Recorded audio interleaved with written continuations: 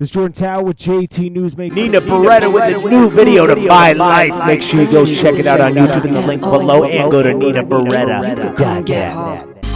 I know my worth, you could never afford me. I ain't letting go of nothing till I get what they owe me. Motherfuckers talk and they don't know when to stop, and that's a problem. Shut your mouth, you ain't trying to get popped. Make sure you smash that like button, smash that subscribe button. Let's get right into the news. Well, Vin Diesel, he extended an olive branch, basically begging The Rock, he said, to come back to Fast Furious 10, right? Because Fast Furious 9 was trash, okay?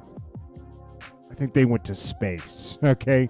So he says, no one else can play Hobbs, blah, blah, blah. I say this out of love. I know we have our beefs, you know, blah, blah, blah. Basically, The Rock is probably negotiating how much money he needs to get out of this, because it's like, this guy, The Rock doesn't stop. He's promoting a movie right now. That's premiering. You know, it's like these guys really hate each other, man. These guys really hate each other. They really went to blows on set. People said it got tense. It's crazy. Now let's get to Rick Ross. Okay, so before we get to him, don't think that this is listen. I saw this interview with him, and he's just capping so hard in the interview. Does Rick Ross have a ton of money? Yes. Is he a millionaire? Yes. Does he have about $50 million? Yes. Is he smart? He has Wingstops and everything with his family. Checkers. Did they diversify? And do they make a lot of money?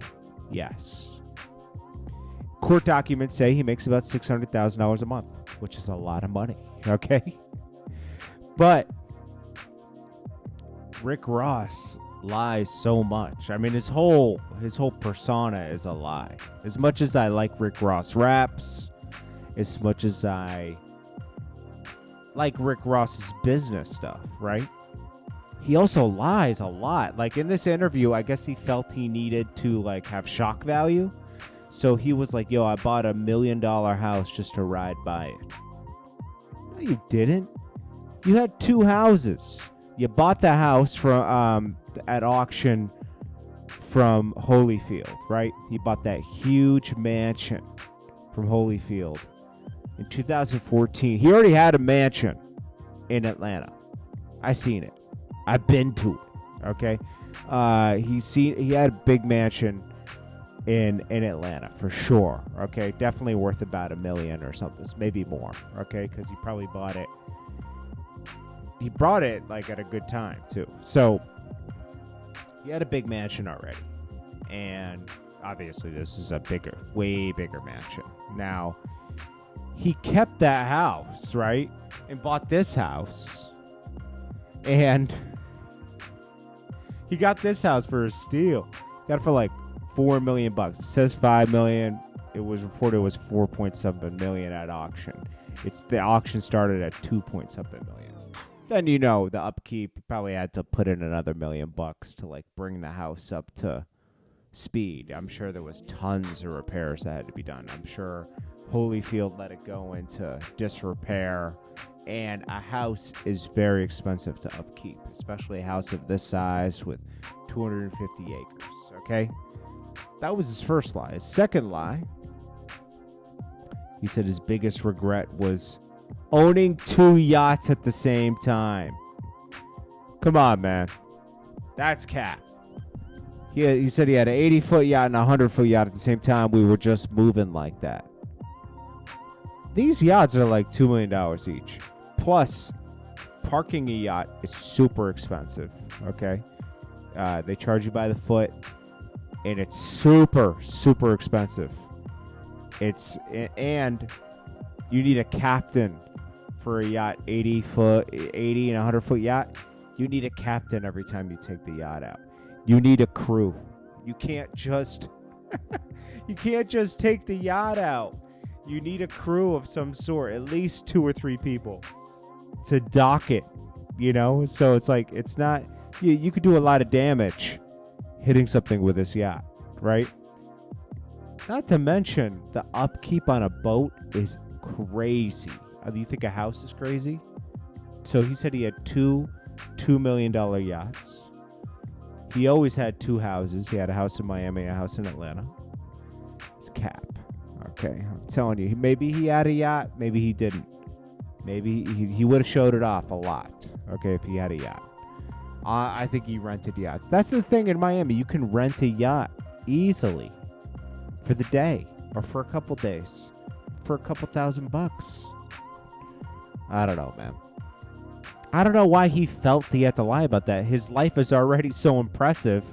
You have all these wing stops. You have a huge rap catalog, right? I think he's just gearing up for his album. He knows he needs shock value to get posted on the blogs, right? Just like I saw T-Pain. T-Pain's just funny. T-Pain's pretending his Rolls Royce was getting repoed. I don't know if you guys saw that on his page. He's like, I've been here before. I can build back. T-Pain's doing just fine. He just did a huge deal with Twitch. Okay, he has a book out. He has a podcast. He's dropping music still. T-Pain is not getting his Rolls Royce repossessed. He probably sold it, and they're picking it up. He has a lot of cars. Will Smith said he once tried to date the actress off Fresh Prince of Bel-Air, the one that played Hillary. Her name was Karen Parsons, and she rejected him. Will Smith is like, dude, his life is spooky. Like we already went over this, but Jada Pinkett, they broke up in 2011, and he said he did all this weird, spooky stuff after they broke up. But also, he said he tried to get her back at one point and, had a private concert with Mary J. Blige for the both of them, flowers, I think, some lavish vacation, everything. And she just threw it all in his face and said, this is the most ego-driven thing I've ever seen. Get out of my face. And then he said, I can't make you happy. Let's break up, right? Dude, she seems toxic. Very toxic, okay? I'm surprised they stayed together. I think they're just friends, really, honestly. I think they're just best friends because it's like the whole relationship started toxic. She was into Pac. He was chasing her.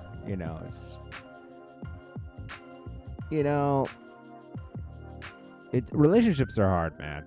You really got to get with someone that likes you and gives you that energy.